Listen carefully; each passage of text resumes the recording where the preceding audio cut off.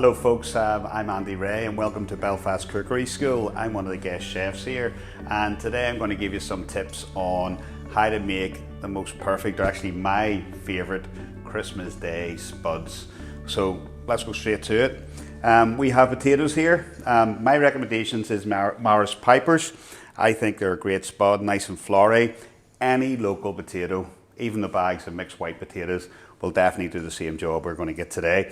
So a couple of straight tips, right, is number one is you can do these well in advance, so you don't have to be stressed out on Christmas Day, because you want to save time to spend time with the family and your loved ones, and also you want to have a few bevies as well.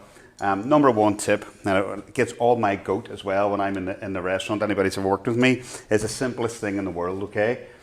When you're doing potatoes and you put them in a pot, cut them all the same size, because if I cook those in the same pot here, this potato here will be still hard, this one will be mush. So most important thing is grade your potatoes, cut them into nice even sized spuds. They will all cook exactly the same, hopefully. And on Christmas Day, if you have a big enough pot, we're going to be doing roasties and some mash. Put them in the same pot, cut them all the same size. And the second most important thing is a little bit of salt. Anybody obviously has been to the cookery school before will first of all realise how much salt myself or Ian would use. So for this size of pot, as you can see there, 2 tablespoons of sea salt. So anytime I'm cooking vegetables, especially potatoes, when the water comes to the boil and you were to taste that water, it would taste like seawater. Now you're thinking that's way too much salt, but it's not. The reason being is, at the end of the process, if you were to taste that water, it'll still taste salty. So it's not if all the potatoes are going to absorb all the salt. So potatoes are on. And because we're doing a cookery demo, it wouldn't be a cookery demo unless I said, here's some I prepared earlier. So what's going to happen is, these potatoes are going to cook. And when the potatoes are basically ready to go, I'm going to get a little lifter here. I'm going to lift some of the potatoes out when they're cooked, like so. And I'm going to take exactly what I need to do my roast potatoes. And then going to leave what I need for my mash still in the pot. You get them in a bowl like this and you give them a shake. And the reason for this is, the fact that we've broken up the outsides, it means it's going to catch more of the fat and it's going to make them more brown, okay? So how we're going to make these even better is we're going to use some butter. And this is clarified butter. So what you do is get a block of unsalted butter and you pop it in a container like this, and then you microwave it. You're only looking to melt the butter and let it rest. And what it does, it separates the milks from the fats. So you get pure fat. And then all you do is just pour it off, like so. And in the business, it's called clarified butter. If you don't want to use butter, this is my personal favorite. You can use duck fat, dripping, goose fat, or some local rapeseed oil. And I'll tell you why I love butter in spuds. Now, don't get me wrong, I will be using this every day of the week, but it's Christmas and you want to have an indulgence. This bit here isn't wasted. We're going to use this bit for our mash, okay? So all the milk and all the fat in there, it's going to be good to go. So in a frying pan, you want to basically put about 2 centimeters of our butter. And then we're going to turn it up high. So the way to tell your pan's ready is very, very simple. If you look at this pan now, you see the bubbles starting to come up. That's a little bit of, there's still a little bit of moisture in there, and it's coming up to the top and it's going to evaporate off and just leave pure fat. But it's the pan sort of telling us now to basically get the potatoes in there. Now what's going to happen when you put your potatoes in, be careful, just set them in. The pan's going to cool down. So we're going to keep it at a high temperature for a short period of time. And then when they start to color, we're going to reduce the temperature. So we're going to pan roast the potatoes. This also gives you a bit more time, a lot more control on doing our Christmas spuds, as you can see. And you can do them in batches, it makes no difference. And we're going to transfer these into a roasting tray afterwards. So as you can see, they're cooking away nicely. And all we're doing now is just going to babysit these. You have a glass of wine. You can't really leave the pan alone, just in case you set yourself on fire. But just babysit these. I'm going to do everything else when we're going to do the mashed potatoes. So I'm going to drop the temperature down a little bit when it's bubbling like that. So I had that pan up at full temperature. I've dropped it down to a half setting now. So So those potatoes with the salt already in them are perfectly cooked and nice and floury. On the outside, we're going to create this little jacket of goodness. So it's going to be surrounded by golden brown, clarified butter, and when you crack them open, they're going to be inside. It's going to be the most fluffiest roastie you'll ever see in your life. It's going to be dynamite.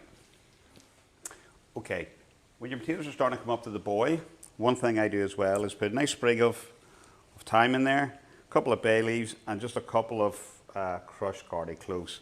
Pop them in like so, and that's going to just add a little bit of flavour to your potatoes. We'll go back to those in a wee minute. So, little thing about the Belfast Cookery School is Cookery School is basically designed, right, number one, to have a bit of fun and also get a bit of knowledge. I mean, it just makes sense to me that people have yoga teachers, they have driving instructors, they have PTs. So why don't you have cookery school lesson? I mean, you know, especially after the year we've had, come to cookery school, either myself or Ian or Stuart or even Nigel, any of the chefs here, you give you a little bit of knowledge, you get a feed, have a few drinks and relax. The good thing about the cookery school in 2021, we've made it absolutely pandemic proof. And the other good thing about the cookery school is the dual use of our vouchers now. So Mourne Seafood Bar, Belfast Cookery School, Mourne Online, and also Belfast Cookery School Online, they can all be used under the same voucher. So it makes it even easier and gives you plenty of options when you're thinking about that perfect gift for Christmas and also our perfect spud for Christmas to go with it. Okay, we're about to turn some of the spuds here. One of the main reasons why I love using the butter is getting quite technical again, is if you use clarified butter and you start to heat it, it turns like a nut brown colour and they call it béarnaisette, which in cooking terms goes great over fish. It only makes sense that you do it with spuds. I mean, we're from the, well, I don't think, potatoes didn't originate here, but we sort of have adopted them to be in our national dish. But if you look at that spud there, how golden brown it is, and trust me, even the smell of this, you can actually smell the nutty smell of all the butter sort of caramelizing on the potatoes. I mean, this is a pure indulgence for Christmas. So also guys, as you turn the potatoes over, the top of the potatoes are not underneath the butter, will also cool the butter down. So also crack it up the heat again, and then you can always reduce it back down again, okay? If you think it's getting too hot or the potatoes are colouring too quickly. I mean, start to finish, this should probably take around about 8 to 10 minutes. So what we're going to do is, to make life even easier for ourselves, you can do the potatoes all Christmas morning, you can do them on Christmas Eve, right? You can do them in your own time, right? One of the hardest things about Christmas dinner, even for myself, is trying to do all the different side orders, the ham, the turkey, everything else, and you see how much space you have also in your oven, which is also a big problem that I find as well. So one of the simple things is, if you wanted to, you could do these start to finish on the stove. If you have space in your oven, take your time, do them nice colour, and all you're doing is you're just taking them off and setting them on a roasting tray like so, and you can finish them off. It's important that you use unsalted butter, because if you use salted butter, they're going to get really, really salty, really, really quickly. Okay, if you look at those spuds now, they are beautiful, golden. You've got all that natural flavour of butter. As I said before, it's not something you're going to eat every single day, but it's Christmas, and you know Christmas, you always push the boat out. So, just take this off the heat and set this. Now, your butter there, you might think there's a lot of waste in that. You let that cool down, you pass it through a sieve into a Tupperware container, and you can freeze it and reuse it again. So you'll have your clarified butter for roasting your spuds for Easter, New Year's Day, Boxing Day or whatever. So that's your spuds there. At this point, there's two different things you can do. Is you can leave them like that, pop them in the oven, and a really hot oven, they're going to take about 10 minutes to come back to piping hot again. We're going to take we're going to serve these ones right away, and all I'm going to do is just a little tiny sprinkle of salt, even though we've got salt in them, just another sprinkle of salt, and then all I have in here is some rosemary and some parsley, half and half, and I just sprinkle it over the spuds. When the spuds are hot, they're going to get all the flavour of the parsley and the rosemary, and we're just going to toss them. And then we're just going to serve them. And there you have it, folks. My favourite roasties, only done in a pan for most of it. Christmas Day Spuds with parsley, rosemary and clarified butter. Okay, our spuds are on there boiling. One other tip I have for you is what I call a rolling boil. So if you look at the potatoes, you don't want to boil them too hard, because what happens is they just start to break up. You know, all that energy flying through the potatoes, they're just going to break up. So you just want a nice soft simmer, or a rolling boil as I call it. And also as well, if you're just that curious, just see, make sure you've got enough salt in it. It's just giving it a little taste. And then you can go, okay, and it should taste like seawater. It's like Portrush, so it is, that one there. So potatoes are on. Next thing I'm going to show you is how to put together my favorite ever mash, Christmas Day mash. Okay, we're going to check and make sure spuds are cooked. An easy way of doing this is just get a little spoon, a slotted spoon, and then just stick your knife in there, all right? And that's it. See when your knife just comes out easy like that, and you see them just starting to give in the middle, that means they're good to go. So, again, in demo terms, some I prepared earlier. So, we have our mashed potato, and all we did is straight our potatoes off, put them back in the pot, dry as much moisture off as you can, mash them up with a masher, potato ricer, a moulée, a whisk. So, if you're doing it a day ahead, and you can just bring them back up again. You've got your mashed potatoes, put them in a bowl, cling film on them, and then you can just microwave them. They don't have to be piping hot. They do need to be warm, okay? If you have them hot right away, you can just put it together. Again, it's all about timing, whatever you're comfortable with. But let's get on to the mash. So, we have a little bit of milk going into a little pot, like so. And then what we're going to use as well is some of our clarified butter, some of these milk solids, rather than waste them, put those in as well. And then, for our mash, I cooked off some streaky bacon. You can have smoked or regular unsmoked bacon, whatever you want. Cook it off in a tray, but reserve the bacon fat. This is going to be a massive, massive flavour injection.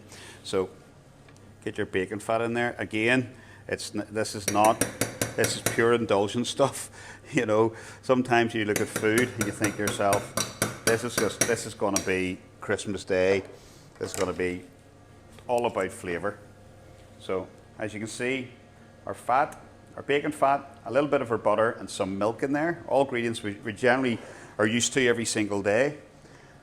A wooden spoon or a spatula. And we're just going to let that come up to heat. So, some of our diced up bacon. Smaller the dice, the better, because the more you're going to get through all your potatoes. And like so. And then some chopped up chives. You can use scallions. I like chives because it's almost like really, really posh champ. And then we're going to put in some of our mash.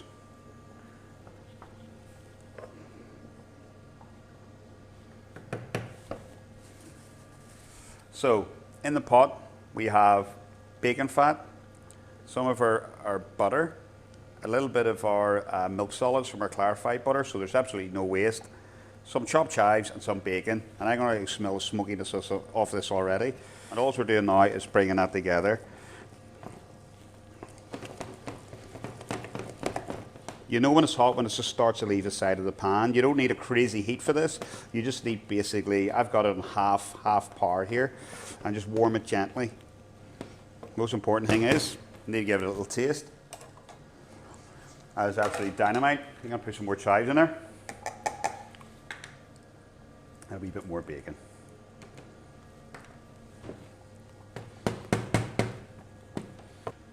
When your mash is ready and you're thinking, okay, I've got lots of other stuff to do, the easy way of doing this is stick a lid on it, like so. That gives you a bit of time to obviously have a festive drink, do what else you ever need to do, and that can just sit off the side of the stove under no heat. When you want to put a little bit more heat in it again, put the stove on to medium again and just set your mash back on with the heat. Don't need to play around with it, don't need to do anything to it. That is ready to serve, which is the good news. Me personally, I think the star of Christmas Day dinner is definitely the spuds. You know, it's something where, you know, turkey wise, yes, it's grand, but You know, you're going to be eating these spuds and then you're going to be going to yourself, tell you what, I'll just ease off the turkey a little bit, into a hot bowl ready for serving. These are by far my favourite spuds. I mean, it's a photo finish between those and the roasties. And just in case we thought we didn't have enough indulgence onto it, I'm just going to put a little bit of clarified butter just on the top of those, like liquid gold. So there we have it, folks. We have my favourite Christmas Day Spuds. Roast potatoes with clarified butter, parsley and rosemary, and bacon and chive mash. Merry Christmas, everybody. Take care.